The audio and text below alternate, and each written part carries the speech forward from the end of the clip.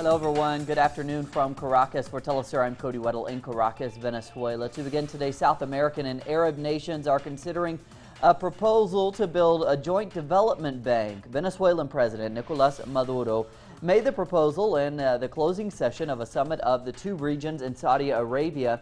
Now, under the plan, the UNICEF and Arab League nations would join efforts in financing projects which are in line with the United Nations.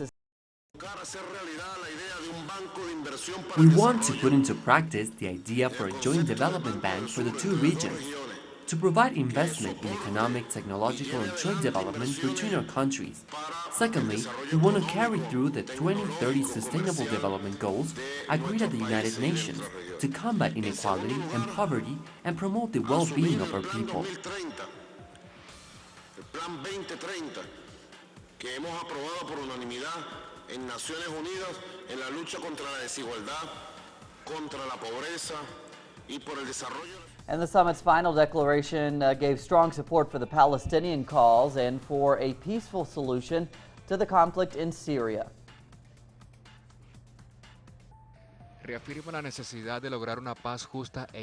There is need for a just and complete peace for the Palestinian people, based on legitimate international resolutions and the Arab Peace Initiative, including the establishment of a Palestinian state within the borders of 1967, with East Jerusalem as its capital.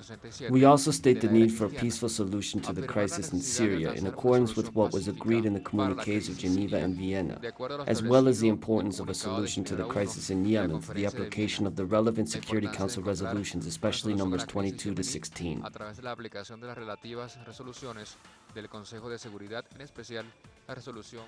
The Brazilian delegation at the summit reiterated its country's commitment to help Syrian refugees. I would like to express our concern with the big problem of refugees from Syria and other points in the region, and I'd like to express the Brazilian solidarity to the displaced peoples. We have been working together with our friends and brothers in the region, and Brazil is going to accept a large number of refugees. We have already issued 8,000 visas to Syrian.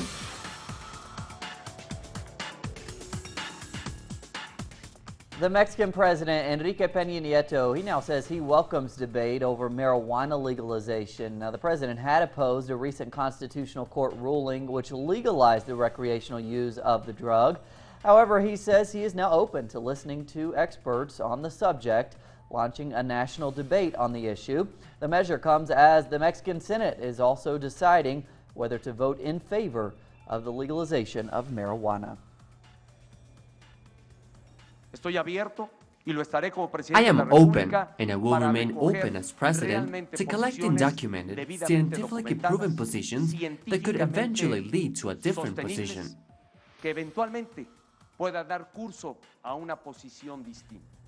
And we say in Mexico now, we're going to turn to our correspondent Clayton Kahn to talk about dozens of campesinos. They're camping out at the landmark monument there in Mexico City. To talk more about their protests, we turn to Clayton. Clayton, what are they demanding there? What are the campesinos demanding from authorities? Good day, Cody. Well, a coalition of farm worker organizations are essentially demanding more resources and subsidies for primarily small-scale producers from the government. Now, on the 15th, the Congress is to decide on next year's budget, which is expected to see major public spending cuts. Now, as we know, Mexico is a major oil producer and has seen the price of its barrel drop by more than a half over the past year. So the farm workers say the government is seeking to cut agricultural subsidies from $1.25 billion, which was this year's budget, to $777 million for next year's, which is basically a cut of more than 30%. So the farm workers are essentially protesting these subsidies cuts and also say that it's going to impact social programs. Clayton, how long they will be there and how long until they will leave that site unless they get what they want?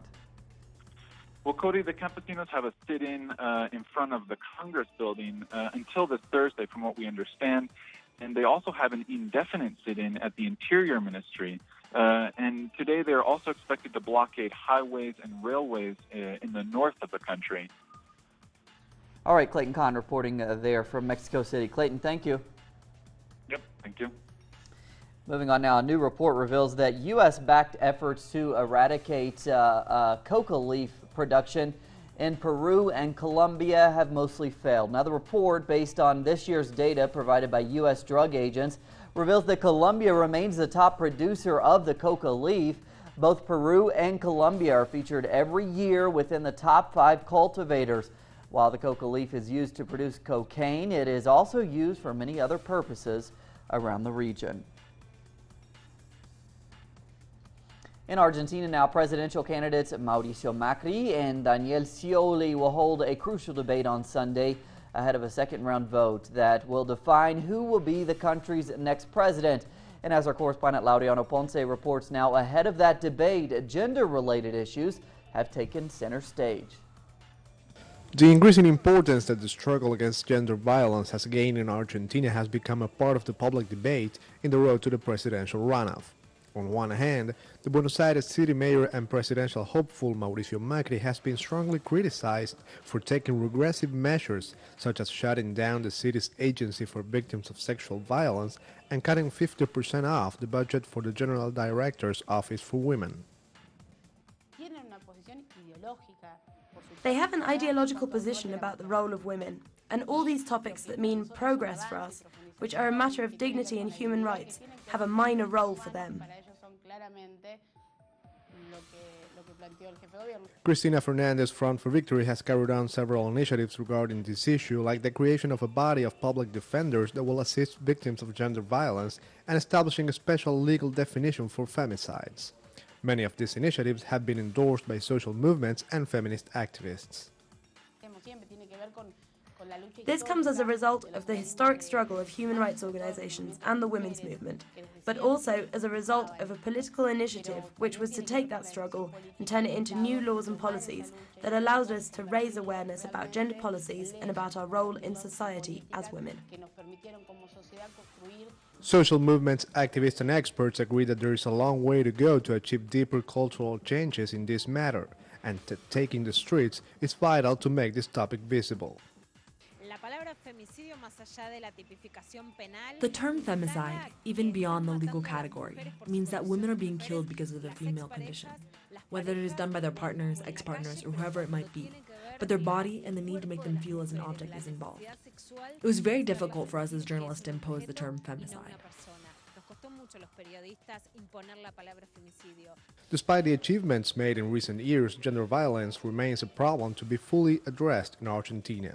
The contrast between the measures each of the political parties that will compete in the November 22 runoff have carried on shows that the turn to the right under Macri does not seem to be the path toward progress. Laureano Ponce, Telesur, Buenos Aires. The Chilean Foreign Ministry has responded to the recent creation of the Tacna district by Peruvian President Ollanta Humala. Now, the new district created in southern Peru has revived a border dispute between both nations there. Now, Peru claims that its boundary runs from the edge of the sea, but Chile argues that the starting point is some 270 meters inland. The Chilean government says it will protect what it considers its land.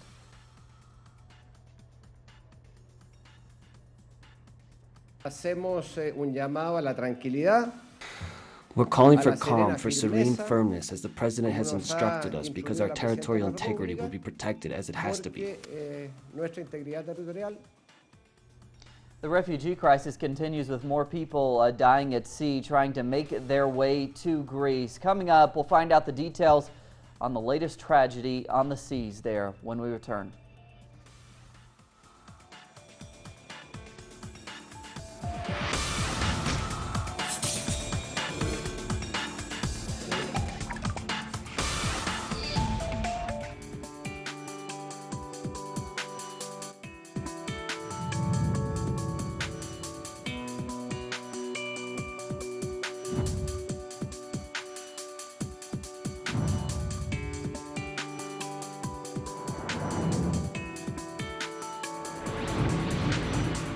Wherever the news, you'll be there.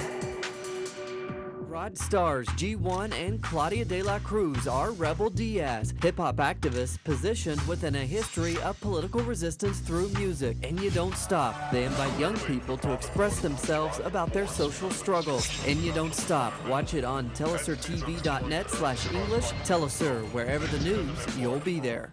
Caracas, Havana, Mexico, Quito, Washington, wherever the newsmakers will be there. Watch it on telesurtv.net/English. Telesur, wherever the news, you'll be there.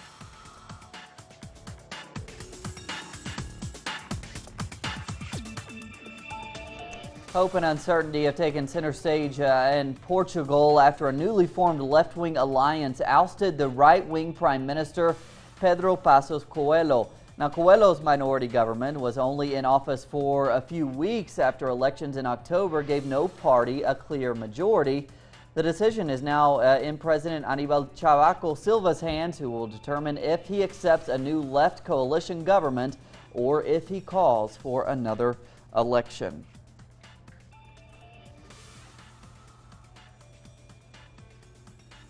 Joining us live now from Lisbon is Jorge Costa. He is one of the recently elected members of the parliament for the left bloc. Thanks so much for taking some time to join us. These are obviously exciting and busy days for you and your colleagues there, I imagine. Can you explain what might be the next steps there? And is it certain that the left there will form the next government, or might the president call fresh elections, as we were just saying? First of all, good afternoon to your public of Telesur. The possibility of new elections in the short period is excluded, since the president has limited powers in the last months of his mandate, and the more closest date available for general elections would be June 2016. So the decision to be made by the president is whether he calls the current government to stay in power and lead the government without mandate, since it felt yesterday under the pressure of the majority, the left majority in the parliament, or he will empower and give mandate to the Socialist Party leader as the prime minister, since there is a majority in the left parties, the Socialist Party, the Communist Party, and the left bloc in the Portuguese parliament, to support the formation of this government. Now, the Portuguese Socialist Party they'll be the senior partner in any new left government, but it doesn't have a history of clear opposition to austerity, that party. Do you think the coalition really will take a firm stand against EU-imposed cuts and privatization, austerity, etc.? Big decisions are to be made by the new government. As you said, it will be a Socialist Party government with the support in the parliament from other left-wing parties, such as the Communists and the Left Bloc, which will not, on their hand, be part with ministers in the new government. So the Socialist Party has to make big decisions, since it has a large history, as it said, of wrong decisions on the European Union building and on the European treaties that imposed austerity on the people of Europe in the last years.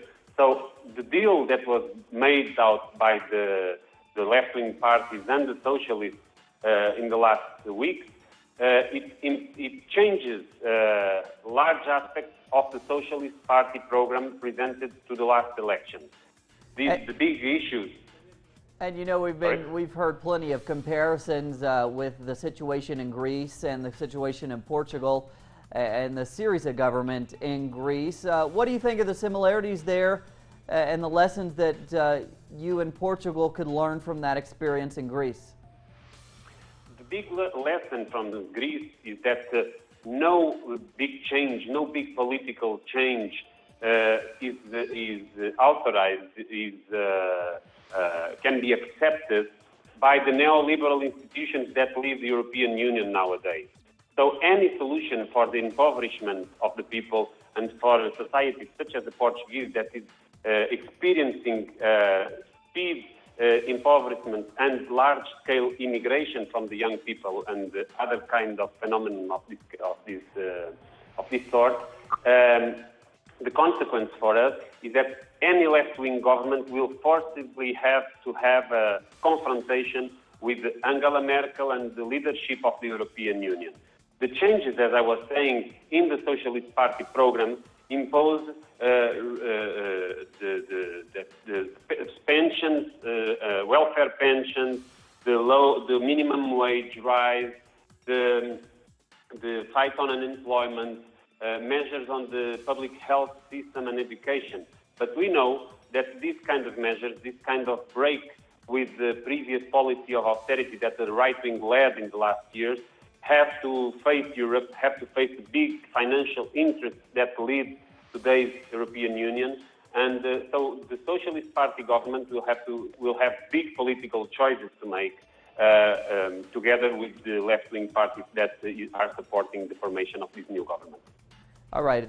Thanks so much for joining us as we continue to follow the tense and uncertain political situation there in Portugal. Thanks. My pleasure. Moving on now, we go to the Middle East. Syrian soldiers have recaptured an air base in the northern Aleppo province from the Islamic State. Now, after a nearly 2-year siege by the militants, the troops fought their way into the facility on Tuesday and freed some military personnel there that were kidnapped. Syrian state media report that President Bashar al-Assad, he congratulated the head of the military air base and the commander heading the operation for the performance of the troops. Now, until recently, the Aleppo province was controlled by armed rebels and was being disputed by the Islamic State. Palestinians are remembering their iconic leader, Yasser Arafat, 11 years after his death. People gathered near Arafat's grave in the West Bank city of Ramallah, to commemorate the anniversary of his death. Now, Arafat is best remembered for his ability to unify the different Palestinian political factions. And clashes have continued between Palestinians and Israeli security forces. 85 Palestinians were injured in one of those incidents in the West Bank. With the latest now, we turn to our correspondent, Noor Harazin.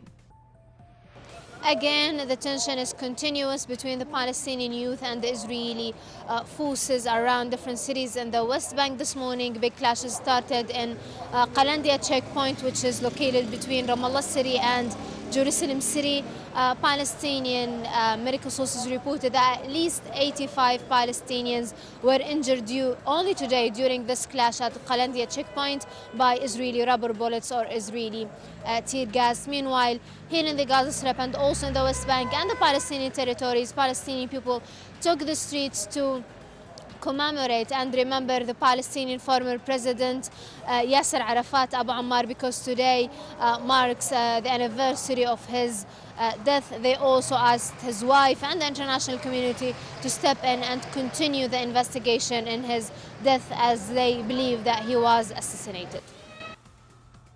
And thousands of demonstrators took to the streets of Afghanistan's capital with the bodies of 7 ethnic Hazara Shia victims, demanding justice after their beheadings. Some of the protesters stormed the presidential palace in Kabul.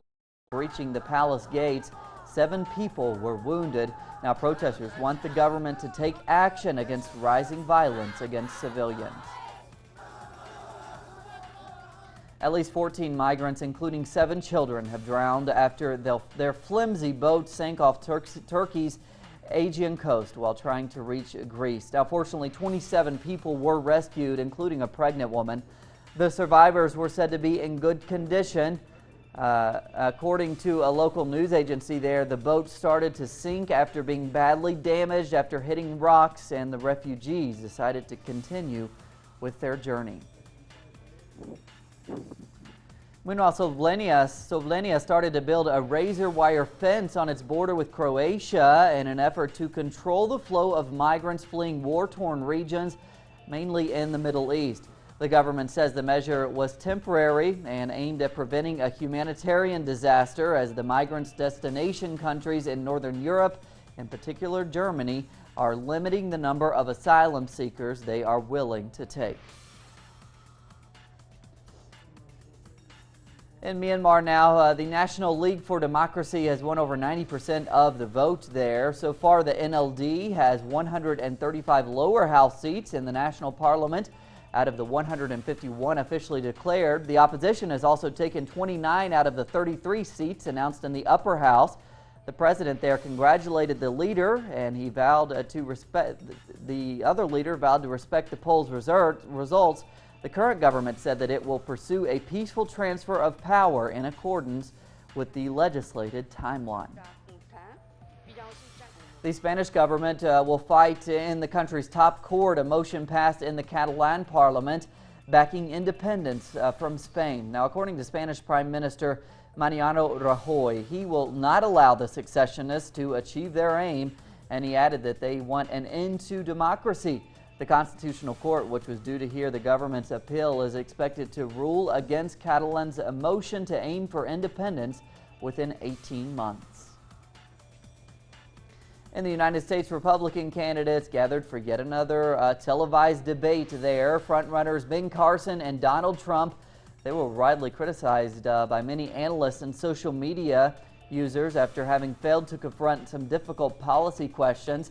During the debate, presidential hopeful Donald Trump, he was confronted by other candidates and criticized for his insistence on building a wall at the Mexican border to stop migration.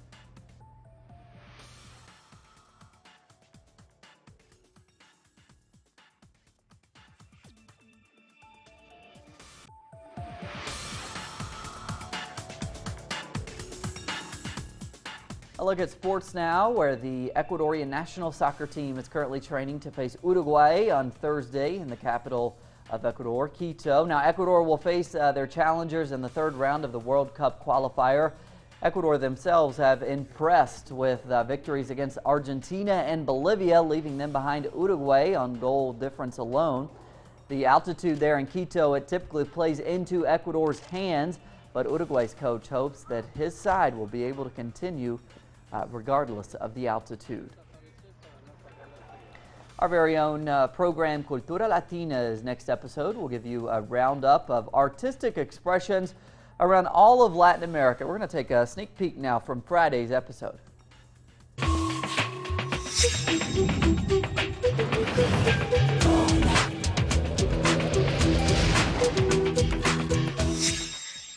2015 is coming to an end, so this week in Cultura Latina, we're having a roundup on different expressions on the cultural scene in Latin America.